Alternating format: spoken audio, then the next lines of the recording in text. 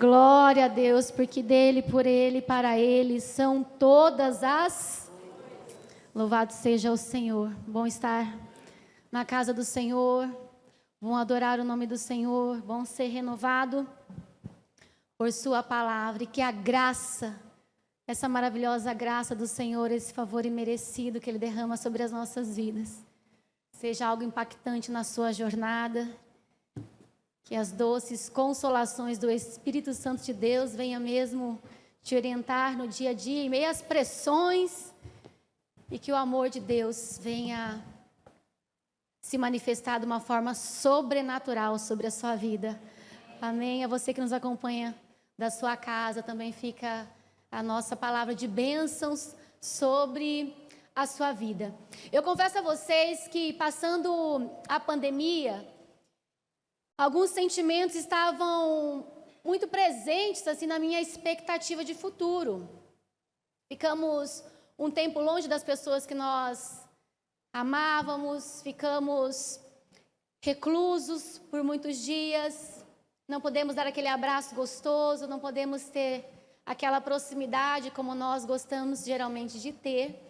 E eu achei que essa pandemia ia fazer uma reviravolta em meio aos nossos corações, nos tornando pessoas mais amáveis, mais compreensivas, pessoas que olhassem mais para as qualidades do que para os defeitos uns dos outros. Essa era a minha expectativa.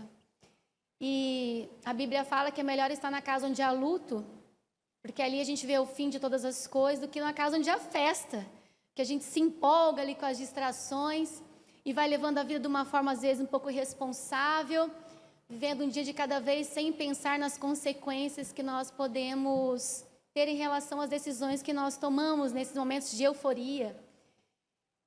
E é o paradoxo da palavra do Senhor, né? Quando eu estou fraca, que eu sou forte. Quando eu estou triste, o Espírito Santo me consola, me fortalece, uma vida de dependência.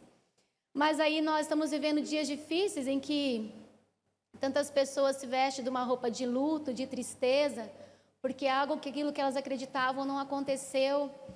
E eu vejo novamente o sentimento de indignação, de ódio, de senso de injustiça sendo aflorado de uma forma tão complicada, tão delicada. E eu vejo novamente a possibilidade de estarmos juntos, mas eu vejo uma barreira, um distanciamento novamente, ocasionado por alguns momentos em que nós agimos pela emoção, baseados nos nossos sentimentos, do que baseado naquilo que a palavra me ensina. E o Espírito Santo constrangeu muito o meu coração, conversando com algumas pessoas, ouvindo as suas dores em relação à sua expectativa para 2023. E eu creio que essa palavra é propícia para esse tempo, e o Espírito Santo me direcionou a compartilhar. E o tema dessa palavra é: construa pontes e não muros. E por um momento eu gostaria que você estivesse orando com a pessoa que está do seu lado, para que o Senhor venha mesmo encontrar no seu coração esse solo preparado para receber a boa semente da palavra do Senhor. E que ela venha frutificar, que ela venha germinar, que ela venha florescer independentemente das estações. Há uma promessa sobre mim e sobre a sua vida, que nós somos como árvores plantadas junto a ribeiros d'água, que nós damos frutos na estação própria. As nossas folhas não caem, tudo que a gente faz prospera. Então, se tem uma palavra para você: não tenha medo, aquele que te sustenta continua reinando sobre a sua história. Não permita que esse sentimento de pessimismo, de medo, de insegurança, de instabilidade venha roubar aquilo que Deus faz na sua vida. Então, se puder por alguns minutos, ore com a pessoa que está do seu lado, principalmente se é da sua família. Aí, se for da sua família, dê as mãos e peça: Espírito Santo de Deus, fale comigo nesta noite, quebre as muralhas, quebre os muros que porventura estejam à minha frente, que me impede de enxergar aquilo que o Senhor tem projetado para mim e para a família desse tempo. Levante mesmo a sua voz neste lugar, busque a presença do Senhor. Na presença do Senhor há plenitude de alegria, e nós precisamos levantar brados de louvores de alegria diante de um Deus que muda a nossa história. Oh, aleluias! Oh, aleluias! Deus, nós não caminhamos pelo aquilo que nós ouvimos. Nós não damos passos baseados naquilo que nós sabemos, humanamente falando. Deus, em nome de Jesus, nesta noite, cessa todas as vozes que queiram roubar a nossa confiança em Ti, que queira gerar muralhas, afastamento, que queira gerar ódio, que queira gerar, ó Deus, em nome de Jesus, sentimentos, ó Deus, que não pertencem a nós. Espírito Santo de Deus, manifesta a Tua presença neste lugar. A Tua presença quebra o jugo, a Tua presença traz paz em meio aos conflitos. Quando somos fracos, somos fortes em Ti. Por isso eu estou aqui nesta noite, clamando o Espírito Santo de Deus a começar em mim. Toma minha vida como um vaso de barro, para que a excelência do poder seja do Senhor. A força não é nossa, a força vem do Senhor. A alegria não é nossa, ela não é circunstancial. É uma alegria perene e permanente, porque vem do Senhor. Por isso alinha o nosso coração e revela para nós aquilo que o Senhor tem para revelar nesta noite. Em Teu nome nós oramos, no poderoso nome de Jesus. Nós oramos, ó Deus, nós confirmamos cada palavra liberada sobre este lugar. Rei Salvador, salva-nos das nossas mazelas e temores e coloca-nos em pé. Em Teu nome nós oramos, no poderoso nome de Jesus. Amém. Você pode aplaudir ao Senhor? Aleluias, glórias ao Senhor. Construa pontes e não muros. É interessante que a Bíblia diz que há um tempo para todas as coisas debaixo do céu. Há um tempo de começar, há o tempo do meio, de reavaliar aquilo que foi feito, projetado. E há um tempo de alinhar as coisas, mas há um tempo também de encerrá-las.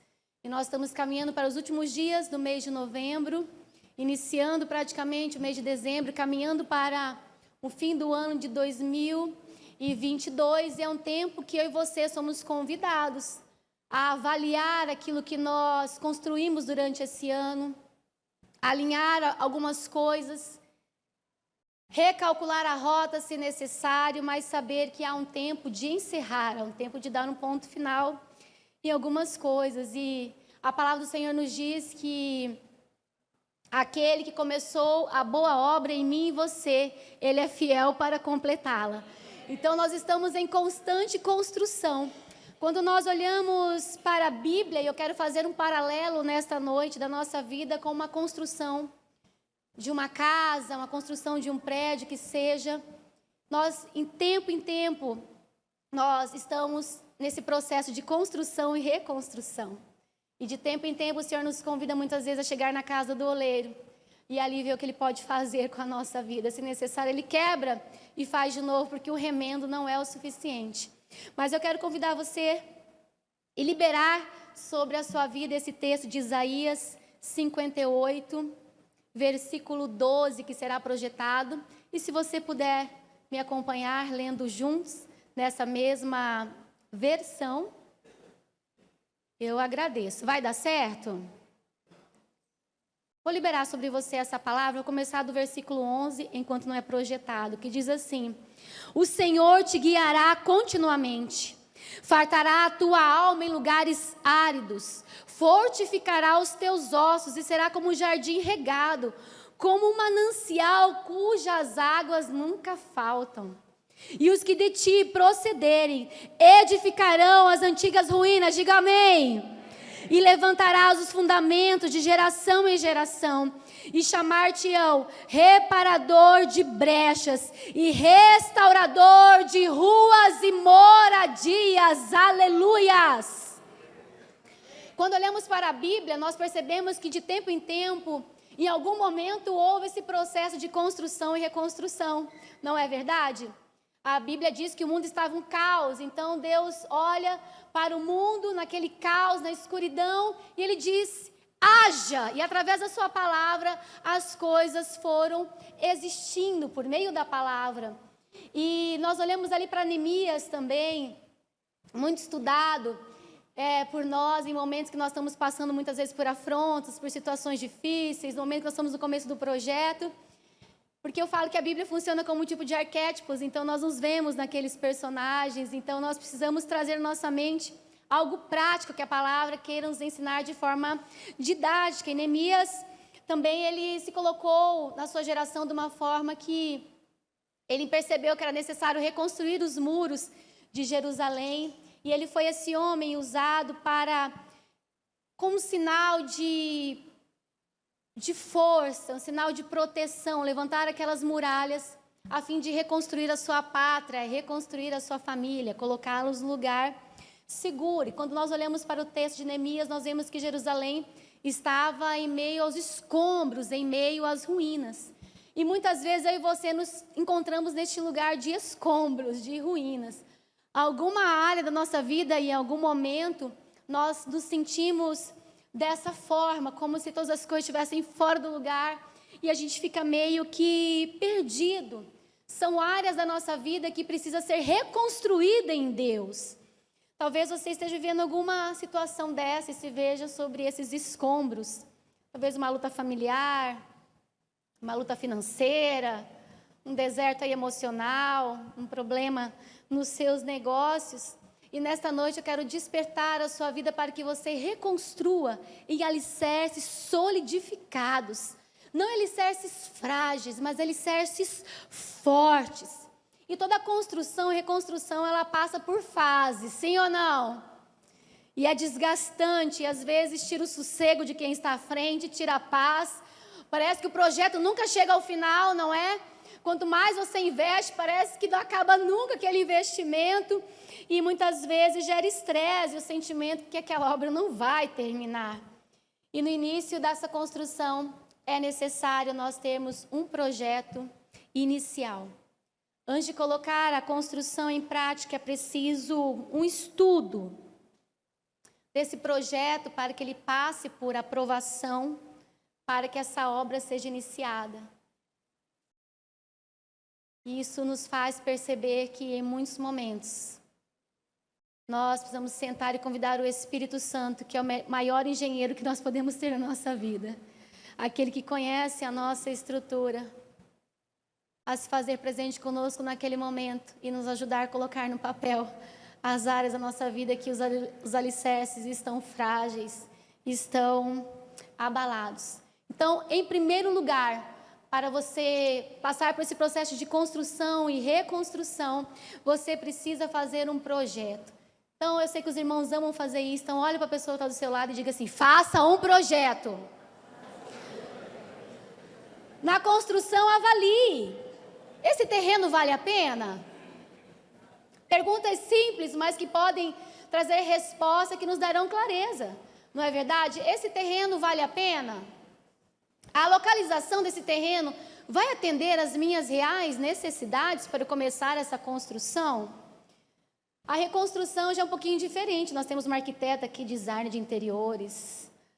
E eu fico olhando ela postando ali como ela transforma os ambientes, como que essa fase de reconstrução, e eu vejo que dá mais trabalho reconstruir do que construir, não é verdade?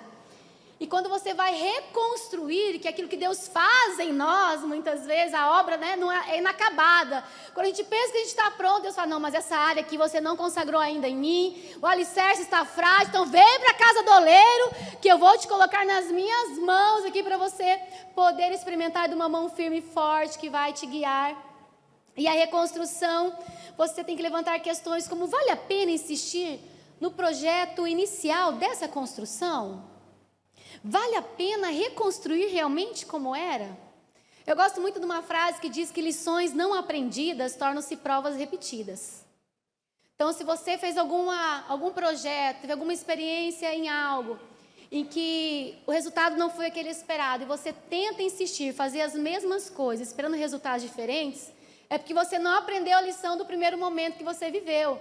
Então, que nós possamos aprender a discernir, a fazer as escolhas certas, avaliar a rota, aquilo que não deu certo e aquilo que é interessante nós continuarmos. Então, se Deus permitiu que alguma área da sua vida desmoronasse, é porque Ele quer levantar algo novo para a sua glória. Você crê nisso? Está na hora de nós tirarmos esses escombros. Então, se o casamento desmoronou, não adianta apenas você fazer uma viagem de um final de semana, dar uma joia, dar uma bolsa, trocar o carro para resolver esse problema. Se desmoronou, o negócio é muito mais profundo. Não é um final de semana, um jantar ali, bem gostoso, mas algo superficial que vai resolver um problema que é muito mais profundo. Então é sobre isso que o Espírito Santo está querendo ministrar no seu coração. Lições não aprendidas tornam-se provas repetidas. Então vamos utilizar aqueles momentos difíceis que nós fomos desconstruídos para ser reconstruído em Deus, com uma nova visão, com uma nova forma de pensar, para que as coisas velhas fiquem para trás e tudo se faça novo para a glória de Deus. Então, em primeiro lugar, faça um projeto. E eu acho muito interessante a palavra do Senhor, né? Quando Deus chama Noé para construir a arca, Deus ensinou Noé a construir da maneira certa, do jeito certo. Então, repita comigo: devo construir do jeito certo, da maneira certa. E Deus manda então Noé construir aquela arca para protegê-lo de um dilúvio, algo que era totalmente desconhecido por ele. Então nós precisamos, em alguns momentos em que somos chamados pelo Espírito Santo de Deus a começar um novo projeto, saber que o Espírito Santo é o engenheiro principal que está conosco para nos orientar. Ele é o nosso maravilhoso conselheiro e Ele nos conhece por inteiro. Então Ele é a melhor pessoa para que nós possamos tomar as decisões necessárias. Mas acima de tudo, precisamos iniciar o projeto com fé, não duvidando. Porque no meio do projeto ali a gente já começa a fé esmorecer, não é verdade? Hoje, pela manhã, meu pai foi entubado. E está numa situação muito difícil entre a vida e a morte. E eu sou uma pessoa extremamente frágil, extremamente fraca. E eu falei: Senhor, está na hora de eu entender cada vez mais que é quando eu sou fraca que o Senhor me fortalece. É preciso eu entender que no projeto chamado família, quem dá a última palavra é o Senhor. Independente das minhas inseguranças, dos meus medos, independente das situações, eu tenho que saber que a minha fé é colocada num Deus que pode todas as coisas.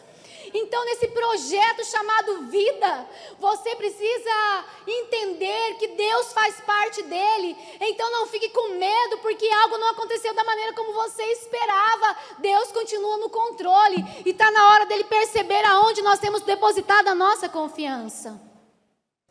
E o pastor Richard me ligou e perguntou como eu estava para pregar. E veio uma palavra no meu coração. Quando eu cheguei em casa, eu disse: olha, mãe, a palavra de Deus, ela é muito sábia. Que ela disse: se sentires frouxo no dia da angústia, é porque a tua fé é muito pequena. E o meu sentimento nesta tarde é dizer: Senhor, essa frouxidão, essa insegurança, esse medo, essa dor me pertence porque eu sou humana, porque eu sou filha, porque eu sou mulher, porque eu sou impotente diante das situações que me vêm. Mas a minha fé tem que ser grandiosa em Ti. Então, Senhor Jesus, acrescenta-me a fé que eu preciso para continuar. Há um projeto de Deus para mim e para a sua vida e não há nada que possa parar esse projeto. Na verdade, quem pode sabotar o projeto sou eu e você. Quando resolvemos tomar as nossas decisões baseado nos nossos sentimentos, nas vozes do pessimismo ao nosso redor, nas cartas intimidatórias como Neemias recebia, que a construção não chegaria ao final, e vai Deus e surpreende, e eles terminam aquela construção antes do prazo, declarando: olha, irmãos, a alegria do Senhor é a nossa força. E que eu posso dizer aqui nessa noite para você, que a alegria do Senhor é a minha força, e a alegria do Senhor deve ser a sua força. E eu aprendo com Noé que ele não tomou suas decisões ali em construir aquela arca baseada nas suas emoções. Você vai falar: como assim? Que projeto estranho é esse? Mas para que isso? O que eu vou fazer? Porque quando a gente começa a argumentar muito, a incredulidade vem no nosso coração. Eu aprendo com Noé que nós devemos caminhar, se mover por uma direção e não uma simples sensação.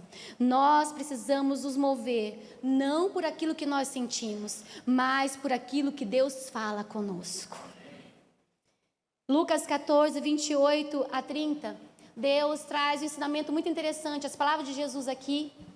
Ele diz assim: pois qual de vós, querendo edificar uma torre, não se assenta primeiro para fazer as contas dos gastos, para ver se tem como acabar? Para que não aconteça que depois de haver posto os alicerces e não podendo acabar, todos os que virem comecem a se escarnecer dele, dizendo: este homem começou a edificar e não pôde acabar.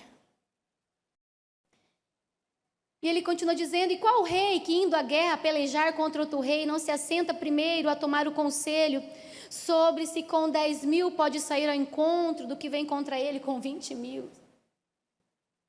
Ou seja, esse projeto precisa ser muito claro. Aqui Jesus não está falando necessariamente de construção civil nem de uma guerra. Ele está falando do preço do discipulado. Jesus está falando que é necessário nós entendermos que nós temos um preço a pagar. E a pergunta é: eu estou disposta a pagar o preço dessa construção, ou dessa desconstrução, ou dessa reconstrução? Eu começo algo que eu não termino no meio do processo. Avalie se há recursos necessários para que depois você não fique remoendo a sua decisão tomada. Cada vez que o boleto chega, cada vez que a conta bate à sua porta. A Bíblia fala que aquele que põe a mão no arado, ele não pode olhar para trás. Porque se ele olhar para trás, ele não é apto para o reino dos céus. Por quê, queridos irmãos e irmãs? Porque nós temos a tendência natural de, quando as coisas não caminham muito do nosso jeito, a gente começar a olhar para trás. E aí, o nosso coração, que é enganoso, vai querer trazer instabilidade sobre as nossas vidas e colocar em descrédito aquilo que Deus já nos falou a respeito daquilo que Ele quer realizar em nós. Então, que você possa realmente fazer o seu projeto, avaliar os custos, ver se você está disposto e disposta a pagar o preço. E tendo essa resposta, continue firme. E o segundo momento dessa construção, para que ela seja levantada, é necessário limpar o terreno. Então você escolheu o terreno, avaliou o terreno, fez o projeto, levantou os custos que aquilo gerará para você. Agora é na hora do quê? De tirar os escombros do terreno, tirar as sujeiras do terreno. O terreno com escombros significa aquilo que foi destruído em nós. As rupturas que nós experimentamos na nossa vida. Os momentos difíceis, os momentos de perdas, os momentos de decepção, os momentos de traição. Os momentos de injustiça. Os momentos, os levantes contra as nossas vidas. Deus está falando conosco: olha, eu quero edificar algo lindo na sua vida, mas para que essa construção seja levantada, eu preciso que esse terreno seja limpo. Então tire tudo aquilo que não me agrada. Tire o rancor, tire o medo. Tire a barreira do afastamento, tire o dedo do julgamento. Pare de enxergar aquilo que é pior no outro, enxergue as pessoas com os olhos de Jesus. Da mesma forma como Deus olha para mim e para você com graça, porque Ele vê o sacrifício de Jesus. Que nós possamos pedir para que o Espírito Santo de Deus passe um colírio nos nossos olhos. Menos julgamento e mais amor. Mais perseverança, mais lealdade, menos mentira, menos orgulho. Menos falta de perdão. Limpe o terreno. Jogue fora aquilo que não glorifica o Senhor, faz mal. E eu pensando a respeito de algumas coisas em relação ao meu pai. E disse ao Senhor: Deus, eu não consegui me despedir do meu pai. Eu não consegui vê-lo antes de entubá-lo. Mas uma coisa eu tenho no meu coração. O terreno foi limpo. Não há escombros. Quando eu era pressionada pelas vozes a levantar muros e muralhas, o Espírito Santo de Deus me ensinou a caminhar 1 milha, 2 milhas, a dar outra face e construir essa ponte que me levasse até do outro lado.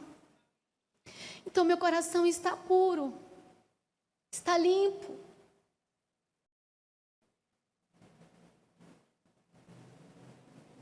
Terceiro lugar, defina o alicerce. Diga para a pessoa que está do seu lado, defina o alicerce. O alicerce não pode ser frágil.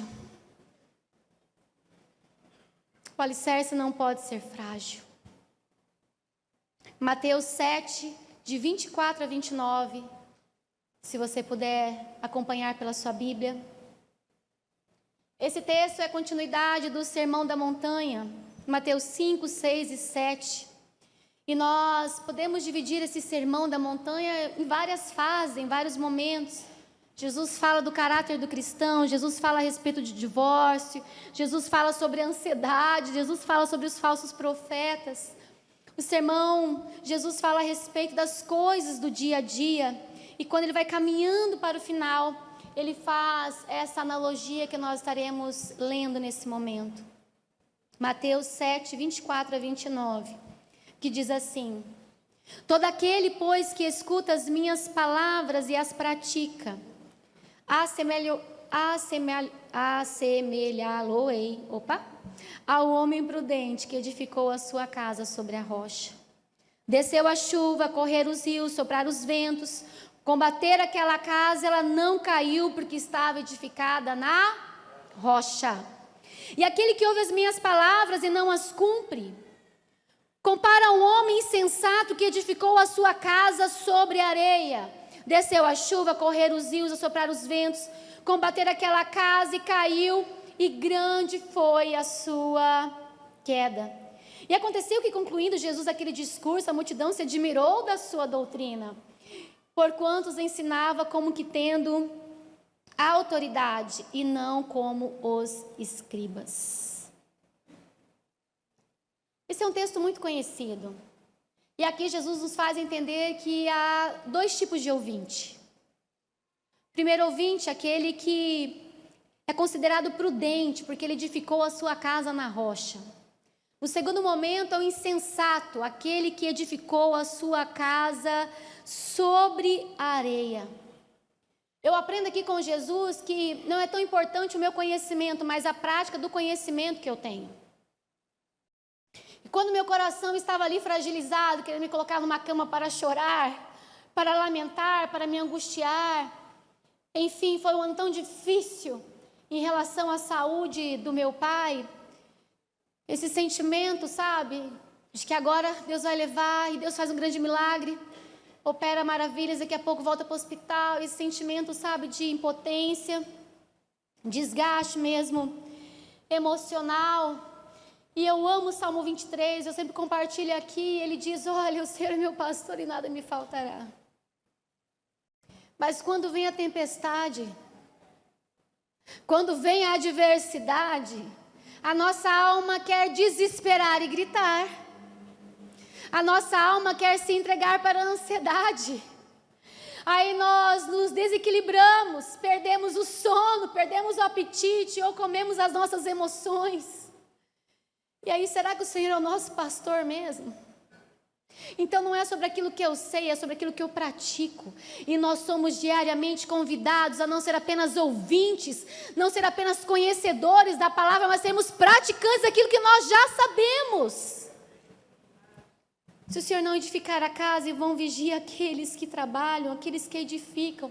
E eu te pergunto nesta noite, qual é o alicerce da sua vida? É o presidente que não ganhou com o alicerce da sua vida? Para ver tantas pessoas abatidas, parece que a vida acabou.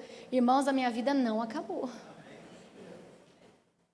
Meu pai está ali entre a vida e entre a morte. Só Deus sabe como está o meu sentimento, mas a minha vida não acabou. A obra que Deus tem, ela vai continuar. A promessa que eu recebi na minha família será concretizada para a glória de Deus. Eu e a minha casa serviremos ao Senhor. Vem a tempestade, irmãos, a tempestade acaba com a estrutura do teto. Vem a chuva. Meu Deus, chuva, rio, vento. Irmãos, a nossa casa ela é bombardeada por todos os lados. As paredes tremem. O teto sente, a estrutura, o alicerce sente, é tudo, irmãos. O apóstolo Paulo dizia: combates por fora, temores por dentro. Irmãos, não é fácil, irmãos.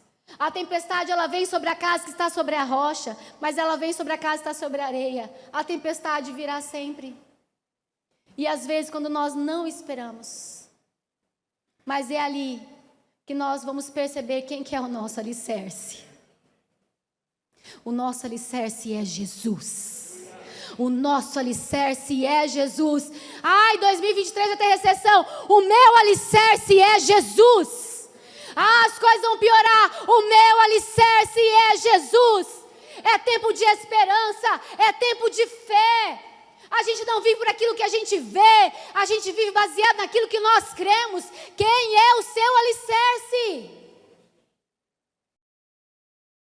Meu alicerce está na areia quando são os meus projetos, são as minhas decisões, são os meus planos, são os meus recursos.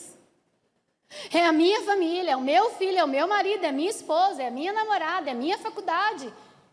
É o meu dinheiro, é a minha profissão. Aí você vai baseando toda a sua esperança. Ou você coloca no outro o alicerce. A sua felicidade não depende mais de Jesus. A sua felicidade depende do seu cônjuge, depende do seu pai, da sua mãe, das circunstâncias.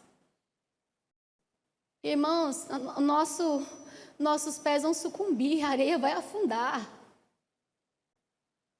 Não tem alicerce que consiga sobreviver às pressões que a gente passa. O Senhor nos convida a alicerçar na rocha, que é Jesus. E Ele disse, sobre esta pedra eu edificarei a minha igreja, e as portas do inferno não prevalecerão. Eu tenho medo do que vai acontecer com o Brasil. Eu não tenho medo, porque para o mundo amedrontado, Deus levanta uma igreja corajosa. É o momento de nós termos a oportunidade de dizer, meu querido, você está com medo? Pode dizer para você, eu não tenho medo. Porque o Espírito Santo de Deus, Ele coloca sobre mim uma paz que excede o meu entendimento. A minha casa está firmada na rocha. Se você não desfruta dessa paz que eu desfruto, vem aqui que eu vou discipular você. Eu vou te mostrar o que minha família vive em Deus e que a tua família pode viver num Deus Todo-Poderoso. Qual é o seu alicerce? Lance seus alicerces no terreno limpo. Às vezes o terreno já está limpo e você já quer mudar a etapa do processo ali, do projeto, você já quer ver a construção terminando, a obra inacabada ali, terminar logo, e não é assim. O alicerce frágil aqui no texto, figurado como areia no campo relacional, pode ser baseado em mentira, em caráter duvidoso, em falta de empatia pela dor do outro. Irmãos, as pessoas estão se matando através das palavras nas redes sociais. Egoísmo, entre tantas outras coisas. Do campo profissional, você insiste numa sociedade ali que não tem sintonia de valores com você. O produto é interessante, a ideia é boa, mas quem você convidou a fazer parte desse projeto não está em sintonia com seus valores e princípios. Não vai dar certo. O alicerce é frágil. Do campo espiritual é quando eu quero caminhar baseado nas minhas decisões, independência ou morte. Quem manda a minha vida sou eu, quem decide sou eu, quem faz sou eu. E aí quando o desespero bate, você chama o Senhor para fazer parte. Aí o Senhor resolve a situação, faz um milagre na sua vida para mostrar que Ele ainda te ama, que não desiste de você, que ainda tem misericórdia sobre a sua vida. Quando as coisas estão bem, você coloca Deus de lado novamente e vai tomando a sua vida as decisões, cai nos mesmos erros, tomando as mesmas decisões errôneas. Não adianta esperar resultados diferentes, tendo as posturas iguais. Essa palavra serve para todas as áreas da nossa vida, meu querido. Que o Espírito Santo de Deus revele qual área da sua vida está baseada num terreno frágil. Talvez as suas amizades. Você está num ambiente que não é mais para você. O Senhor quer que você rompa. E você sempre volta para aquele ambiente que não vai gerar saúde espiritual para você. Não vai te dar a visão que Deus quer que você tenha. O alicerce forte em relação aqui à Bíblia, que fala sobre a rocha, pode ser você abraçar valores como honestidade dentro do seu casamento, dentro do seu trabalho, a transparência, o elogio. Vamos usar a nossa palavra, a nossa língua para bem dizer e elogiar muito mais? Dizer como você está bonito, como você está bonita, como você é inteligente, como você é esforçado. Não é muito melhor levantar palavras que levante a autoestima do outro do que só detone aquilo que ele tem, que não consegue melhorar? Nós vamos construindo em alicerce difícil. Quando a gente fala que vai construir sobre a rocha, é viver de uma forma que agrada ao Senhor. É dizer coisas boas, que gera vida, que gera esperança, que gera expectativa, que gera a possibilidade de crermos que toda e qualquer situação pode ser transformada por Deus. No campo espiritual, dependência do Senhor. Deus, eu dependo do Senhor para tudo. E nas mínimas coisas. Nós estávamos programando as nossas férias. E durante muito tempo, férias para mim foi para avaliar os meses que passaram e organizar os meses que vinham, de forma assim, de projetos mesmo, né, ministeriais. E eu não conseguia assim relaxar, descansar. E o Espírito Santo me constrangendo, eu consegui desacelerar os meus pensamentos, me desligar e ter férias assim que pudesse mesmo descansar a mente, descansar o corpo, descansar a alma e conectar o meu espírito com Deus. E eu gosto muito da natureza, porque nos momentos de ansiedade eu vejo os pássaros voando, cantando, as araras lindas aqui no Mato Grosso do Sul. E vem o Espírito Santo soprando aquele vento suave, dizendo: olha, minha filha, para as aves do céu. Elas não semeiam nem guardam em celeiro e o Pai as alimenta. Você não vale muito mais, mulher de pouca fé. Descansa em mim o seu coração. A obra que eu comecei, eu vou continuar, eu vou aperfeiçoar. E nós estávamos orando e conseguimos uma passagem muito barata para Florianópolis. E eu sempre vou para Santa Catarina, mas eu não conhecia aquela região. E fomos. Eu falei: mãe, quando a promessa é muita, né? Diz o ditado que desconfia. E essa passagem foi muito barata. Eu falei: meu Deus, ida e volta, menos de R$600, é um milagre, não é? E aí, 2 dias antes de organizar a minha mala, vou olhar o quê? O clima-tempo. Para minha surpresa, tempestade, queda de energia, neve. Eu falei: mãe, prepara a bota, que não tem praia. E sabe qual foi a resposta da minha mãe? Ué, é só orar. Vamos orar. Você não sabe que é só orar? Eu falei: Deus, honra a fé da tua filha, Senhor, que a minha já não está muito assim. E aí eu preparei, né, o casaco de couro, a bota, e separei a roupa ali para a praia.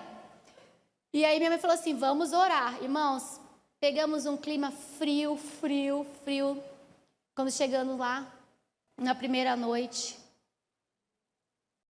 as notícias eram que a 200 quilômetros à frente tinha nevado, que realmente houve tempestade, mas aonde nós estávamos, irmãos, não teve nada.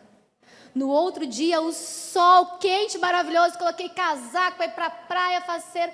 Cheguei lá, os argentinos, os irmãos, né? Tudo lá na praia, feliz da vida. Falei: Ian, vamos voltar para o hotel, trocar de roupa, porque vai da praia. Irmãos, todos os dias, sol quente. Tá difícil, irmãos? Vamos orar? Dependência do Senhor. Ele é o dono do clima? Ele é o dono da vida? Ele está no controle de todas as coisas? Alicerce em Deus. Alicerce em Deus. Chuva. Diga comigo: no telhado. Vento nas paredes. Rio no alicerce. Eu aprendo com isso que ninguém amadurece sorrindo. Ai, seria tão bom amadurecer sorrindo, tudo leve, a gente, glórias a Jesus, que bom. Mas Jesus fala: não, ei. No Sermão da Montanha ele diz: bem-aventurados que choram, porque eles serão consolados. Bem-aventurados misericordiosos. Bem-aventurados perseguidos. Bem-aventurados aqueles que têm fome e sede de justiça. Bem-aventurados pobres de espírito, Queridos, a tempestade ela vem em cima, vem do lado, vem embaixo, mas o nosso alicerce está em Jesus. Em mesmas circunstâncias, dizendo não, você pode dizer: eu estou amadurecendo em Deus. Eu sei que meu Deus tem algo sobrenatural para revelar a mim, e pela fé eu vou continuar. Mas sabe o que eu vejo em meus relacionamentos interpessoais, até mesmo o casamento? Porque se a oração é o oxigênio da nossa alma para o nosso relacionamento com Deus, a comunicação ela é o oxigênio da família. E porque a tempestade vem sobre as casas, sobre os lares? Porque muitas vezes não tem comunicação, não tem mais diálogo, não tem mais troca de experiência, não tem mais risadas, não tem mais alegria, não tem mais momentos divertidos, é só estresse, é só correria, é só preocupação, e ninguém tem tempo para nada, e ninguém tem paciência para ouvir o outro, e ninguém mais olha para o olho do outro. Irmãos, que tristeza, estou indo no shopping, fico sentada na praça de alimentação, e eu sou uma pessoa muito observadora, fico sentada olhando lá, falei: meu Deus, você só vê as pessoas no celular, as pessoas não conversam mais. Uma pessoa falou assim para mim: meu Deus, essa pessoa é tão legal, flui tanta conversa com ela, estava tão animada com essa pessoa, mas quando eu saí pessoalmente, um silêncio, não tinha. As pessoas não sabem mais olhar umas para as outras e fazer fluir a conversa, o diálogo. Coisa estranha, tempos difíceis. A Bíblia fala que é o tempo de falar, é o tempo de calar, mas nós vamos discernir o tempo. Às vezes está passando por tempestade no seu casamento porque cessou o diálogo. Cessou a compreensão, cessou aquela comunicação íntima. E é tempo de nós percebermos que nós precisamos dar esse passo ao encontro do outro, não permitir que a barreira do afastamento, do distanciamento nos impeça de termos uma família feliz e saudável. E às vezes haja paciência para ouvir o outro também, não é? Às vezes é momento de calar e a pessoa não percebe, né? Nós estávamos segunda-feira ali no Jogo do Brasil e os meus 2 sobrinhos estavam em casa. Gente, o Ian é sanguíneo. Vocês estão entendendo? A criança fala. A criança fala. A criança fala. Ele fala sobre política, ele fala sobre guerra, ele fala sobre economia, ele fala sobre futebol, ele fala sobre videogame, ele fala sobre tudo. E é interessantíssimo, ele é inteligente. E o Eric também fala, mas o Eric é colérico, né? Se ninguém dá oportunidade para ele falar, que eu falo um de cada vez. Ele fala: eu não posso falar nessa casa? E nós estávamos para ouvir o jogo e eu querendo saber o que estava falando, para acompanhar os jogadores entrando ali, né? No campo, e eu ia falando, daqui a pouco meu irmão manda mensagem, diz assim para mim: vou buscar os meninos que vou conseguir assistir o jogo em casa. Eu amei, leva, que não para de falar, essa criança, meu Deus do céu, eu quero assistir jogo. Tá narrando mais que o Galvão, não tô aguentando, gente. O Galvão para mim já é... Mas enfim, nós precisamos saber que é o momento que nós precisamos investir no diálogo. Eu ensinei meu sobrinho, para ninguém cortá-lo. Porque a gente fala: nossa, Ian, você tá falando hoje, hein? Tem que falar assim: Ian, quando alguém quiser te tesourar, que você fala muito, você fala assim: é porque eu sou comunicativo. Eu gosto de conversar com as pessoas. Aí ele falou para mim: tia, é porque eu sou comunicativo. Eu falei: comunicativo demais até, né, Ian? Tá na hora. Mas enfim, que nós possamos perceber, porque às vezes o silêncio também fala. Eu lembro que eu estava empolgada para criando uma pessoa um tempo atrás, bem atrás. E eu conhecia... Irmãos, eu só não compartilho mais a minha vida. Eu falei para a Fabiana essa semana: gente, dá um livro, mas eu tenho que casar primeiro para escrever, entendeu? Porque tem gente que se empolga, manda direct, né? Não quero direct. Nem precisa apresentar ninguém. Mas assim, a parte. Aí, há 10 anos eu conheci essa pessoa e nunca dava certo. Eu estava solteira e estava namorando. Eu estava namorando, ele estava sozinho. E nunca dava, era uma pessoa interessantíssima, legal. Eu falei: gente, acho que eu vou dar uma chance, né? Eu falei: mãe, fulano voltou aí. Minha mãe: que legal, vou dar uma chance. Enfim, super empolgada, eu vi que a pessoa não era nada daquilo que eu esperava. Não sei se passaram os 10 anos, né?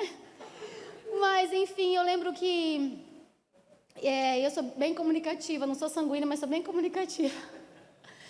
E aí eu lembro quando eu estava naquele processo, continua, termina, sabe? Que às vezes eu nem começo porque eu já sei que vai terminar.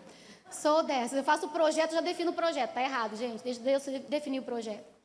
E eu lembro que estávamos saindo e ficou um silêncio naquele carro. E aquele silêncio foi resposta. Mas às vezes nós vamos entender que o silêncio castiga. O silêncio às vezes é uma forma de punição. Você quer conversar, você quer criar a ponte do diálogo, mas o outro não está disponível a te ouvir.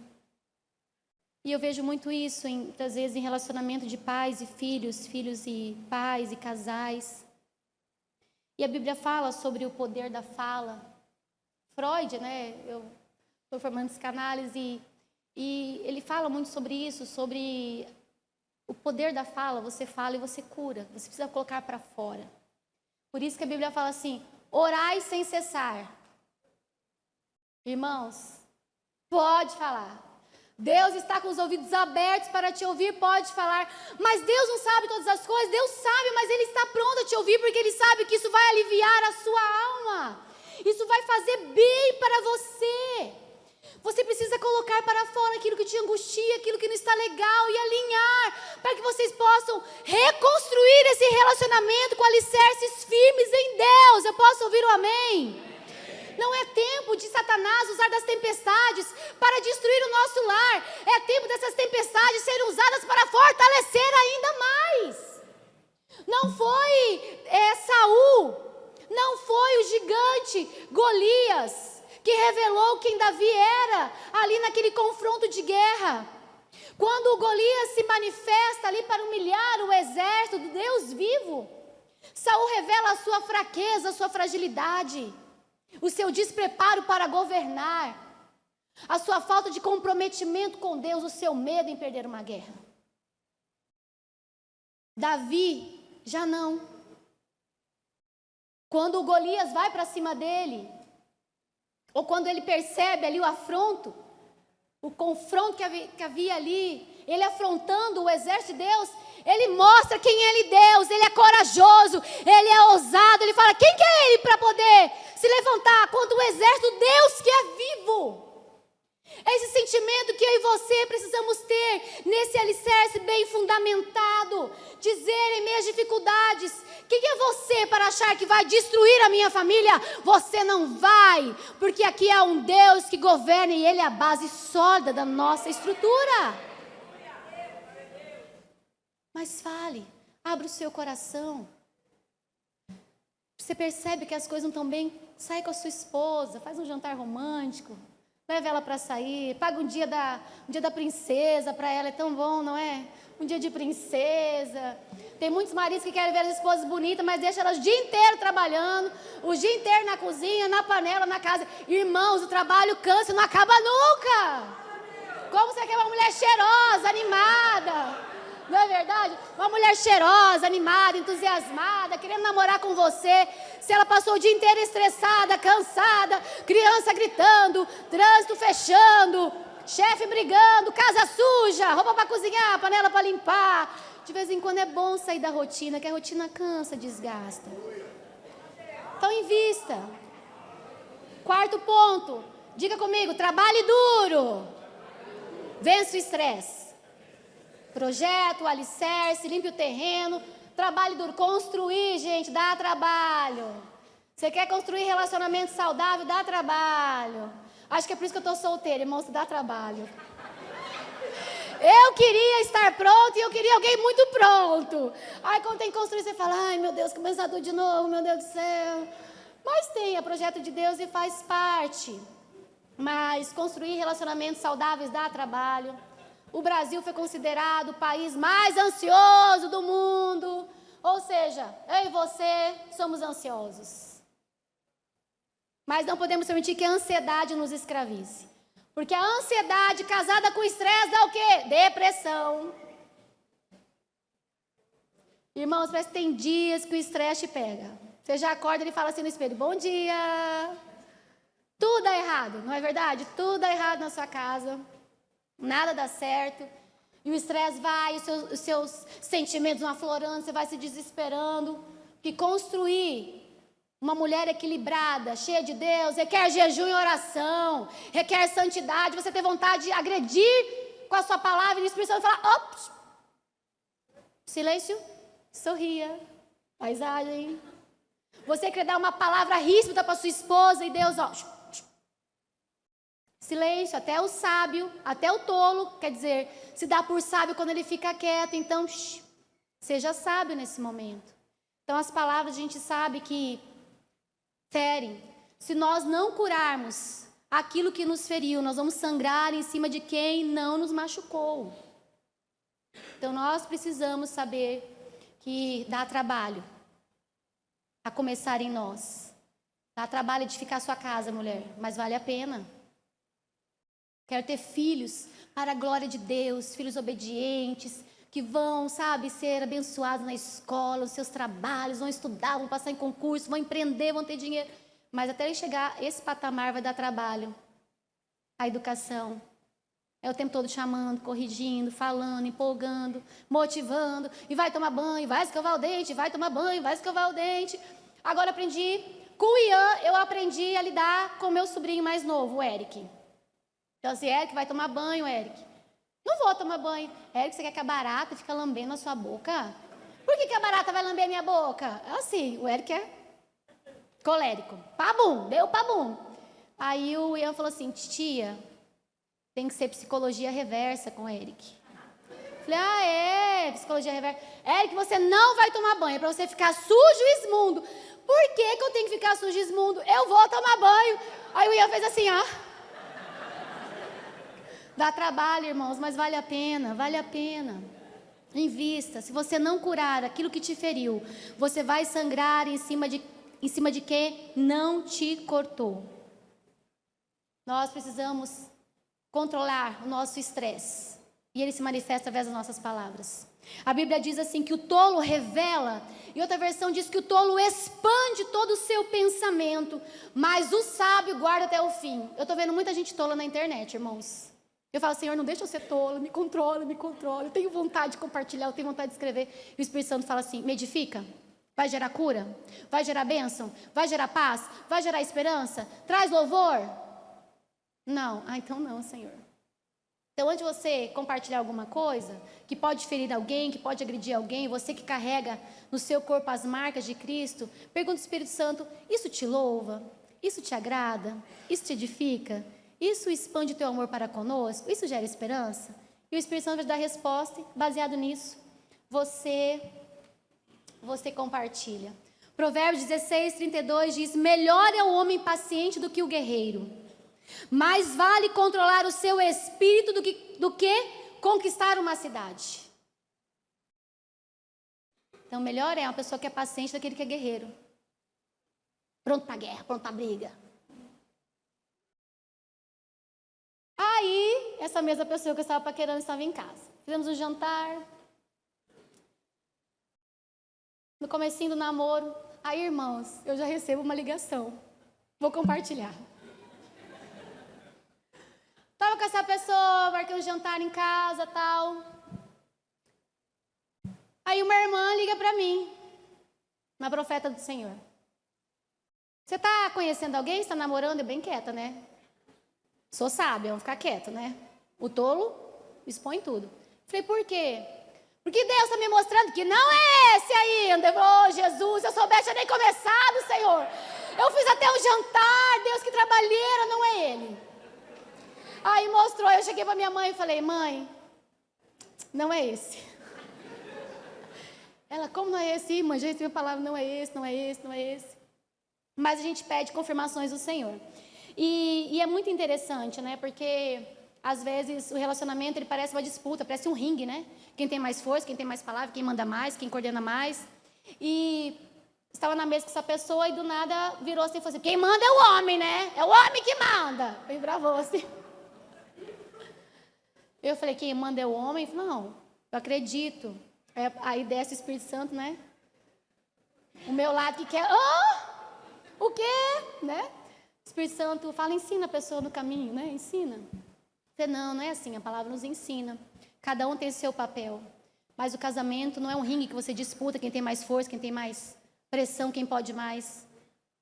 O casamento não é como um jogo de ping-pong que você dá as batidas para você ganhar no final, tirar o outro da jogada, que você corta o tempo todo o outro, que você queima o tempo todo o outro, não.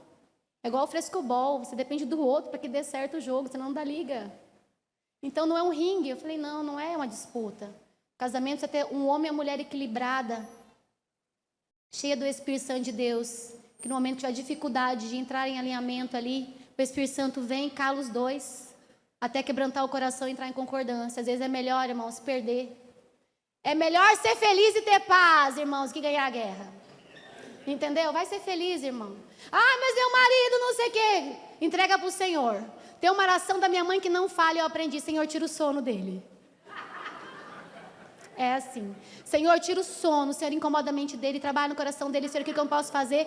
E você tenta ser a esposa melhor que você pode ser. Porque você não está na competição. Você está para edificar a sua casa, para gerar cura, para gerar transformação, para ser uma facilitadora daquilo que o Espírito Santo quer fazer no seu lar. Amém?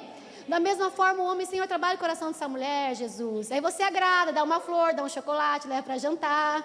Fala, amor, o que você acha? Mas você pode ficar em pé, por gentileza? De tudo isso que eu quero compartilhar com vocês nesta noite é: construa pontes e não muros. O muro separa. O muro impede que você veja do outro lado. A ponte, ela te leva do outro lado. Muros separam pessoas, pontes nos aproximam. Muros alimentam feridas, pontes promovem cura e restauração. Muros limitam a visão, pontes ampliam o nosso horizonte. Conta-se uma história de 2 irmãos que moravam em fazendas vizinhas. Sempre trabalharam juntos, mas no momento se desentenderam. Então houve uma ruptura daqueles irmãos. E diz essa história que uma pessoa bate na porta de um desses fazendeiros, e ele é um marceneiro, com as suas ferramentas nas suas mãos. Ele disse assim: preciso do emprego, tem algo para eu fazer? Então ele disse: chegou no bom momento, vamos ali comprar alguns materiais. E sabe aquele vizinho ali? Então, é o meu irmão. Houve um problema com ele, eu quero que você levante uma muralha bem alta, porque eu não quero mais saber o que acontece na casa dele, eu não quero mais ter contato nenhum com ele. Eu quero distanciamento. Então esse homem escreveu tudo que ele precisava de material, ele comprou. E o homem trabalhou arduamente, para que o projeto fosse encerrado. Quando o fazendeiro chegou, ficou indignado, porque em vez de levantar muros, havia um rio que separava aquelas 2 fazendas. Aquele homem fez uma ponte em direção do outro lado. Então conta-se essa história, que o fazendeiro chega estressado diante daquele homem, daquele trabalhador, e começa a dizer: mas eu não pedi para que você levantasse um muro, para que você fizesse uma separação, fizesse uma cerca, uma muralha neste lugar, e você construiu uma ponte. E quando ele está em meditação ali, ele vê o seu irmão do outro lado vindo correndo, atravessando a ponte em sua direção.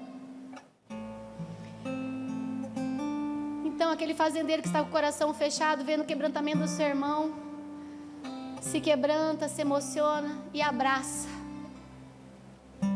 no meio daquela ponte o seu irmão. Aqueles 2 fazendeiros então chamam aquele trabalhador para jantar na sua casa. E olha que interessante que a ilustração diz: o carpinteiro estava então partindo com a sua caixa de ferramentas, quando então um dos fazendeiros, emocionado, olha para ele e diz: espere, venha jantar conosco, fique por alguns dias. E o carpinteiro então respondeu: eu adoraria ficar, mas eu tenho muitas outras pontes para construir. Muros são barreiras erguidas para separar o ambiente do outro, separar terreno.